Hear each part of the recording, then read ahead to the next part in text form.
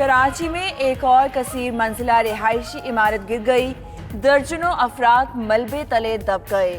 امدادی کارروائیاں جاری، پاک فوج کے جوان، انجینئرنگ کور کی ٹیم جدید آلات کی مدد سے ریسکیو آپریشن میں مصروف۔ لیاری کے گنجان آباد علاقے کے باعث مشکلات۔ نوٹس بھی آ گیا تھا، اچھا نوٹس آیا تھا، اچھا اس کے اندر سب میں لوگ رہ رہے تھے، ہر اپارٹمنٹ میں سب میں رہ رہے تھے، آج سامان بھی نکالا ہے، کچھ نکل بھی رہے تھے آج کے آج۔ کسی نے نا انہوں نے بولا تھا گرنے والی ہے اس لیے خالی کرو کہ آپ جاؤ کہیں بھی رشتے دار کے گھر۔ لیاری میں گرنے والی عمارت 2 روز قبل ایک طرف جھک گئی تھی۔ عینی شاہدین کے مطابق عمارت خالی کرنے کا نوٹس ملنے کے بعد لوگ سامان نکال رہے تھے کہ حادثہ ہو گیا۔ 5 منزلہ عمارت میں 40 سے زائد فلیٹس تھے۔ کمشنر افتخار شلوانی کہتے ہیں کہ عمارت میں 4 سے 8 خاندان موجود تھے۔ 30 کے قریب افراد ابھی ملبے تلے دبے ہیں۔ ادھر گرنے والی عمارت سے ملحقہ بلڈنگ بھی متاثر ہو گئی۔ گورنر اور وزیر اعلیٰ سندھ کا رہائشی عمارت گرنے کا نوٹس، امدادی کارروائیوں کے بعد انکوائری رپورٹ بھی طلب۔ میئر کراچی وسیم اختر کی ریسکیو عملے کو انسانی جانوں کا تحفظ یقینی بنانے کی ہدایات۔ خالد صدیقی کا عمارت گرنے پر اظہار تشویش۔ کراچی غیر قانونی اور غیر معیاری تعمیرات کا گڑھ بن گیا۔ 6 ماہ میں عمارت گرنے کا تیسرا واقعہ پیش آیا۔ لیاری میں 2 اور گلبہار میں 1 عمارت منہدم ہو چکی۔ سندھ بلڈنگ کنٹرول اتھارٹی 300 سے زائد عمارتوں کو مخدوش قرار دے چکی۔ ہر حادثے کے بعد تحقیقاتی کمیٹیوں کا قیام، نتیجہ کچھ نہیں نکلتا۔ لاک ڈاؤن کے دوران غیر قانونی تعمیرات میں تیزی سے اضافہ ہونے کا بھی انکشاف۔ امریکی صدر کا ایک بار پھر چین پر الزام۔ ٹرمپ نے چین کی 33 کمپنیوں پر پابندی عائد کر دی۔ امریکی سینیٹر رک اسکاٹ کی بھی چین کے خلاف ہرزہ سرائی۔ ویکسین کی تیاری میں رکاوٹیں ڈالنے کا الزام۔ کہتے ہیں چین کی ویکسین کی تیاری میں رکاوٹیں ڈالنے کی انٹیلیجنس شواہد موجود ہیں۔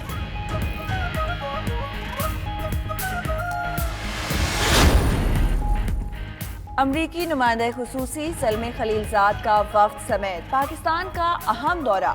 Army chief general Qamar Javed Bajwa سے ملاقات۔ ISPR کے مطابق ملاقات میں افغان مہاجرین کے مسئلے اور افغان امن عمل پر تفصیلی تبادلہ خیال کیا گیا۔ پاک افغان سرحدی انتظام کے امور بھی زیر غور آئے۔ مشترکہ مقاصد کے حصول کے لیے 2 طرفہ اقدامات جاری رکھنے پر بھی اتفاق ہوا۔ حکومت کا 29 ارب روپے کی سبسڈی کا معاملہ نیب کو بھیجنے کا اعلان۔ شہزاد اکبر کہتے ہیں شوگر انڈسٹری میں ریکوری کا معاملہ FBR کو بھیجا جا رہا ہے۔ چینی کی برآمد کا معاملہ اسٹیٹ بینک دیکھے گا۔ کارٹلائزیشن کا معاملہ مسابقتی کمیشن کو بھیجا جا رہا ہے۔ مزید کہا کہ شاہد خاقان نے سلیمان شہباز کی ایما پر سبسڈی کے نام پر عوام کو 20 ارب کا چونا لگایا۔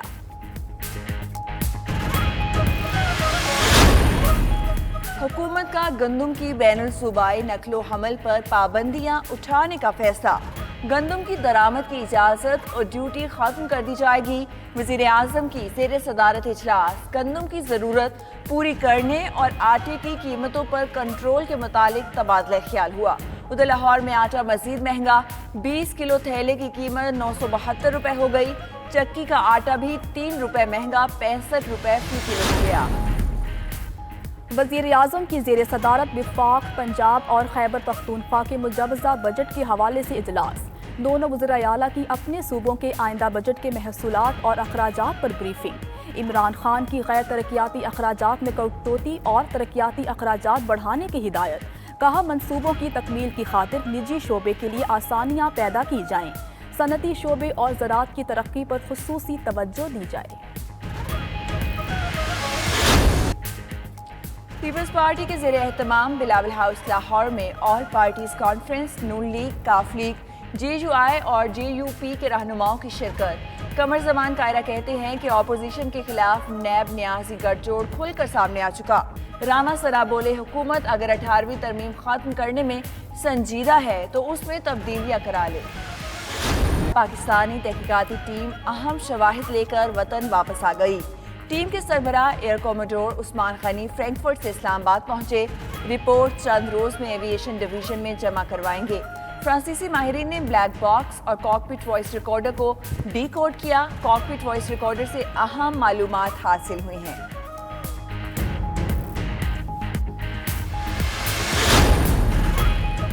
قومی کرکٹر رومان رئیس کے ہاں بیٹی کی پیدائش. فاسٹ بالر نے اپنی بیٹی اور فیملی کے ساتھ تصاویر سوشل میڈیا پر شیئر کی. رومان رئیس کا بیٹی کی پیدائش پر اظہار مسرت، مداحوں سے دعا کی درخواست کی.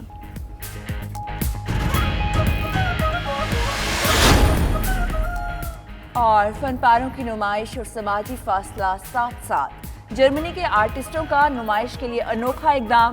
ایئرپورٹ کی کار پارکنگ میں 300 سے زائد خوبصورت فن پارے سجا دیے. شہریوں نے بھی گاڑی میں بیٹھ کر منفرد نمائش دیکھی. فنکاروں کے کام کو خوب سراہا.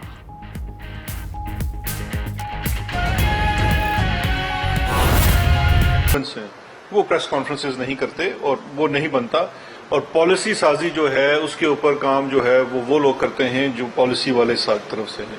نہ ہی اس کے اندر اگر کوئی لیگل ابہام ہوتا ابھی ثناء اللہ صاحب تو آپ سے اور مجھ سے بہت زیادہ لائق وکلا شوگر انڈسٹری کے لیے کام کرتے ہیں. ابھی تک میری اطلاع کے مطابق پچھلے 2.5 مہینے سے وہ ریٹ کرنے کے لیے دوڑے پھر رہے ہیں، ان کو گراؤنڈز نہیں مل رہی. تو اگر اس میں کوئی اس قسم کی لیگل ایشو ہوتا تو وہ ایک بات ہوتی. دوسرا سوال آپ کا بڑا اہم ہے.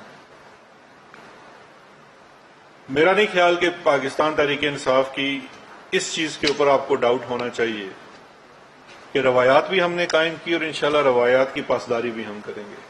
لیکن میرا یہ خیال ہے کہ اس میں تھوڑا سا آپ زیادتی یہ کر رہے ہیں کہ ہم اس کی چیزوں کو دیکھ لیتے ہیں کہ جو آپ نے اسد عمر صاحب کے بارے میں سوال کیا. شوگر کمیشن کے مطابق، اس رپورٹ کے مطابق، جس وقت ایکسپورٹ کی اجازت وفاقی حکومت نے دی، ملک میں جو ایکسیس سٹاک موجود تھا،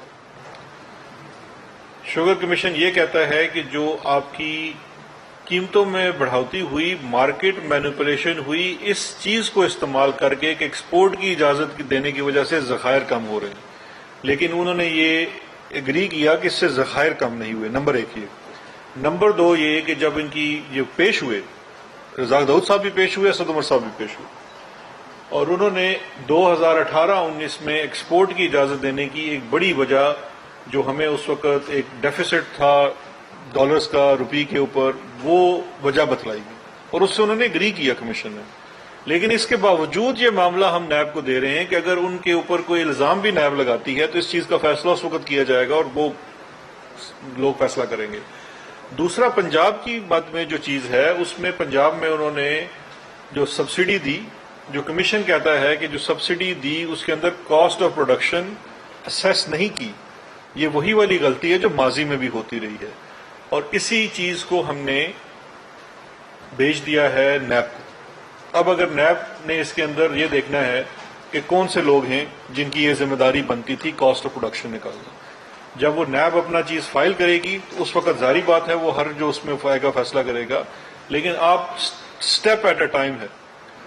سٹیپ ایٹ اے ٹائم یہ ہے کہ آپ پہلے شوگر کمیشن بناتے ہیں، آپ اس کی رپورٹ پبلک کرتے ہیں، اس کی سفارشات کی مد میں جو چیز سامنے آتی ہے. مطلب دیکھیں، اگر ہم یہ کمیشن بناتے اپنے دور کو چھوڑ دیتے، باقی دور کا بنا لیتے، تو آپ سر یہ میں کسی کے سٹیپ ڈاؤن کرنے پہ کیسے جواب دے سکتا ہوں؟ ابھی ویسے آج ہی ادھر ہی ہیں بزدار صاحب، آپ جائیں ان سے مل لیں پنجاب ہاؤس میں.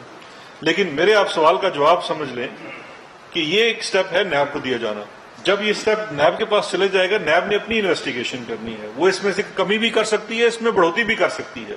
اس کے باوجود یہ معاملہ ہم نیب کو دے رہے ہیں کہ اگر ان کے اوپر کوئی الزام بھی نیب لگاتی ہے تو اس چیز کا فیصلہ اس وقت کیا جائے گا اور وہ لوگ فیصلہ کریں گے.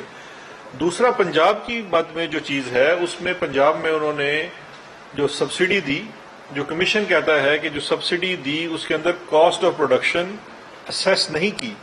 یہ وہی والی غلطی ہے جو ماضی میں بھی ہوتی رہی ہے، اور اسی چیز کو ہم نے بھیج دیا ہے نیب کو. اب اگر نیب نے اس کے اندر یہ دیکھنا ہے کہ کون سے لوگ ہیں جن کی یہ ذمہ داری بنتی تھی کاسٹ آف پروڈکشن نکالنا. جب وہ نیب اپنا چیز فائل کرے گی تو اس وقت ظاہری بات ہے وہ ہر جو اس میں کا فیصلہ کرے گا. لیکن آپ سٹیپ ایٹ اے ٹائم ہے.